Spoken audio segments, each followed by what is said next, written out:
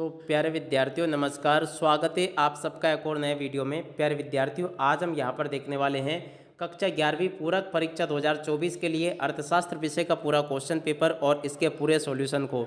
जी हाँ प्यारे विद्यार्थियों, अगर आपके भी कक्षा 11वीं में अर्थशास्त्र विषय में सप्लीमेंट्री आई है तो आप सब लोग इस पेपर को पूरा देखकर जाइएगा, क्योंकि इस पेपर में मैं आपको पूरा का पूरा सॉल्यूशन बताऊंगा और साथ ही साथ में आपको मैं ये भी बताऊंगा कि आपका सप्लीमेंट्री परीक्षा का पेपर किस प्रकार का आएगा और आप लोग सप्लीमेंट्री परीक्षा में किस प्रकार से आसानी से पास हो सकते हो। तो चलो वीडियो की शुरुआत करते हैं। देखते हो जानते कि कक्षा 11वीं की पूरक परीक्षा का आपका अर्थशास्त्र विषय का पूरा क्वेश्चन पेपर किस प्रकार का आपको परीक्षाओं में देखने को मिलेगा। तो देखो प्यारे विद्यार्थियों, कक्षा 11वीं की पूरक परीक्षा का आपका पेपर कुछ इस प्रकार का आपको देखने को मिल जाएगा। यहाँ से आप सब लोग इसको देख लीजिएगा और पूरा का पूरा इसको समझ जरूर लें, ताकि आप सब लोग इसको अच्छे प्रकार से हल करके और अपनी परीक्षाओं में लिख कर आ सकें।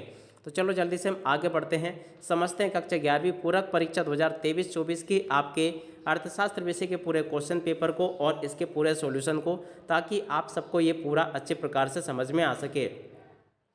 तो देखिएगा प्यारे विद्यार्थियों, ये रहा आपका पूरा क्वेश्चन पेपर। आप लोग यहाँ से इसको देख लीजिएगा। प्रश्न नंबर 1 लिखा है सही विकल्प चुनकर लिखिए। तो यहाँ से आप सब लोग इसको देख लीजिएगा। आपका सप्लीमेंट्री परीक्षा का पेपर कुछ इसी प्रकार का आपको परीक्षाओं में देखने को मिल जाएगा। अब इसमें पहला क्वेश्चन पढ़ते हैं, आर्थिक समस्याएं उत्पन्न होती है क्योंकि। तो देखो यहाँ से आपको लिख देना है आर्थिक समस्याएं क्यों उत्पन्न होती है। क्योंकि मानव की आवश्यकताएं असीमित है, साधन सीमित है, संसाधनों के वैकल्पिक प्रयोग संभव है, या उपरोक्त सभी। तो देखो यहाँ से आपको लिख लेना उपरोक्त सभी। उसके बाद में अगला क्वेश्चन पढ़ते हैं, क्या लिखा है, सभी उत्पादक गतिविधियों का आधार है। तो देखिएगा प्यारे विद्यार्थियों, सभी उत्पादक गतिविधियों का आधार क्या है, उपभोग। यहाँ से आपको उपभोग लिख लेना है। उसके बाद में तीसरे नंबर का क्वेश्चन पढ़ते हैं, लॉटरी निकालने के लिए प्रतिचयन का उपयोग किया जाता है। तो देखो यहाँ से आपको लिखना है यादृच्छिक प्रतिचयन का उपयोग किया जाता है। उसके बाद में अगला क्वेश्चन पढ़ते हैं, किसी वर्ग की ऊपरी सीमा और निचली सीमा के बीच के अंतर को कहा जाता है।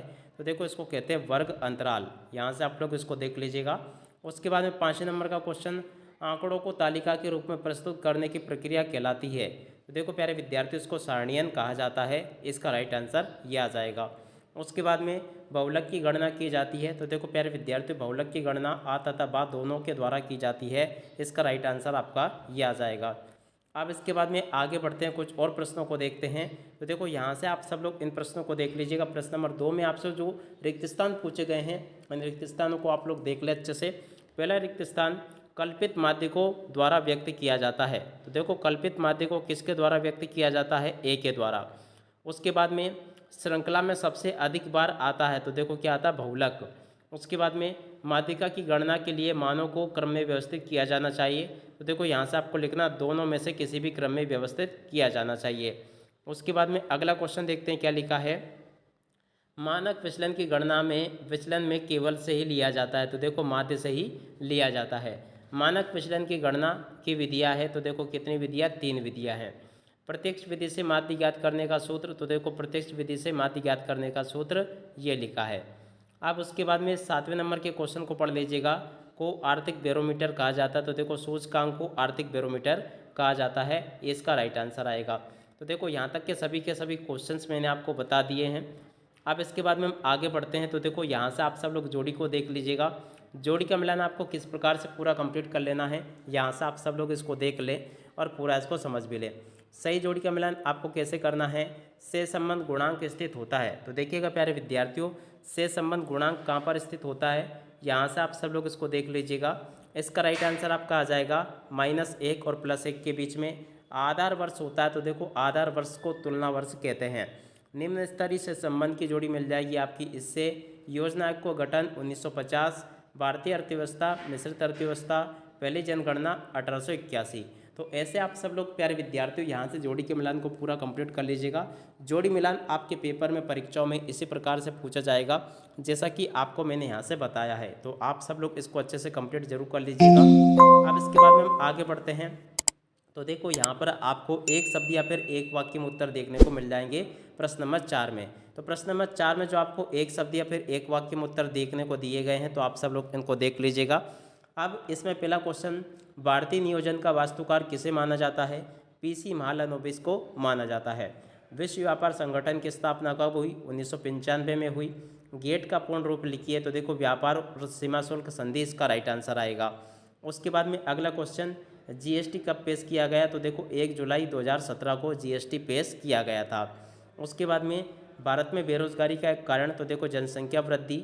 उसके बाद में क्षेत्रीय ग्रामीण बैंक का उद्देश्य ग्रामीण शाखा आवश्यकताओं की पूर्ति करना, ये इसका उद्देश्य है। भौतिक पूंजी का उदाहरण लिखिए, तो देखो अचल संपत्ति इसका राइट आंसर आ जाएगा। तो इसी प्रकार के क्वेश्चन है जो कि यहाँ से आपसे पूछे गए हैं। आप सभी को मैंने यहाँ तक के सभी क्वेश्चंस बता दिए हैं, तो आप सब लोग इनको कंप्लीट अच्छे से ज़रूर कर लीजिएगा। अब इसके बाद में हम आगे बढ़ते हैं, अगले क्वेश्चंस को देखते हैं। तो देखो यहाँ से आप सब लोग इन प्रश्नों को भी समझ लीजिएगा। सत्य असत्य आपके पेपर में यहाँ पर आपसे पूछे गए हैं, तो आप सब लोग इनको भी देख लीजिएगा और पूरा का पूरा इनको समझ ले अच्छी प्रकार से। अब देखो पहला क्वेश्चन पढ़ते हैं, द्वितीयक क्षेत्र में निर्माण उद्योग शामिल होता है, तो देखो ये पूरी तरह से आपका सत्य हो जाएगा। अब उसके बाद में अगला क्वेश्चन पढ़ते हैं, विश्व के लोहा अयस्क भंडार लगभग 80% अकेले भारत में है, तो देखो ये आपका असत्य होगा। उसके बाद में अगला क्वेश्चन, धारणीय विकास पर्यावरण के संरक्षण का पर्याय है, तो देखो ये भी आपका सत्य होगा। ग्लोबल वार्मिंग का प्रभाव समुद्र के स्तर में वृद्धि होना, ये भी आपका सत्य होगा। चीन में ग्रेट लीप फॉरवर्ड अभियान 1998 में शुरू हुआ, ये आपका असत्य होगा। भारत में 1990 में आर्थिक सुधारों की शुरुआत हुई थी, ये आपका असत्य होगा। तो ऐसे आप सब लोग यहाँ से आप लोग सत्य सत्य को देख लीजिएगा और पूरा का पूरा आप लोग इसको समझ भी लें, ताकि आप सभी लोगों को ये अच्छे से पूरा का पूरा समझ में आ सके। यहाँ तक के सभी क्वेश्चंस मैंने आपको बता दिए हैं। उम्मीद करता हूँ कि ये सभी क्वेश्चंस आप सब लोगों को अच्छे प्रकार से पूरे समझ में आ गए होंगे। अब इसके बाद में हम आगे बढ़ते हैं, इन क्वेश्चंस को देख लीजिएगा। प्रश्न नंबर 6 आपको दिया गया है, 7वां क्वेश्चन ये लिखा है और उसके बाद के क्वेश्चंस ये यहाँ पर आपको दिए गए हैं। तो आप सब लोग इन प्रश्नों को देख लीजिएगा अच्छे प्रकार से।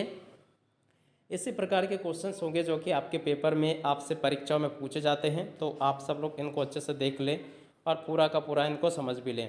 देखो ये सभी के सभी क्वेश्चंस मैं आपको यहाँ से बता चुका हूँ, जैसे कि ये क्वेश्चंस दिए गए हैं, उसके बाद में ये क्वेश्चंस, तो आप सब लोग इनको अच्छे से कंप्लीट जरूर कर लीजिएगा। टोटली A to Z आपके पेपर में परीक्षाओं में ऐसे प्रकार के क्वेश्चंस पूछे जाएंगे जिस प्रकार के कि मैंने आपको यहाँ से बताए, तो आप सब लोग इनको अच्छे से कंप्लीट जरूर कर लीजिएगा। और इसके बाद में हम आगे बढ़ते हैं, कुछ और चीज़ों को देखते हैं। जी हाँ, अगर आपकी भी सप्लीमेंट्री आई है अर्थशास्त्र विषय में, तो इसके लिए आपको क्या करना है, आप लोग इस तरह से तैयारी कर सकते हो कि आपके पास में जो भी अध्ययन सामग्री है उसमें से कम आप लोग ऑब्जेक्टिव क्वेश्चन को अच्छे से ज़रूर पढ़ लें। और इसी के अलावा अभी जो आपको मैं मॉडल क्वेश्चन पेपर बता रहा हूँ सप्लीमेंट्री परीक्षा के लिए, आप लोग इसको भी अच्छे से समझ लें। और इसी के साथ साथ में आपका जो अभी वार्षिक परीक्षा का पेपर हुआ था उसको भी आप लोग अच्छे प्रकार से लगाकर देख लें। जी हाँ, इसी प्रकार से अगर आपने तैयारी करी ना, तो आप लोग यकीन मानिए सप्लीमेंट्री परीक्षा में आप लोग बहुत अच्छे नंबरों से पास हो जाओगे। तो आप लोग इस प्रकार से इसकी तैयारी को कर लीजिएगा। अब देखिएगा पूरा का पूरा क्वेश्चन पेपर मैं यहाँ से आपको बता चुका हूँ।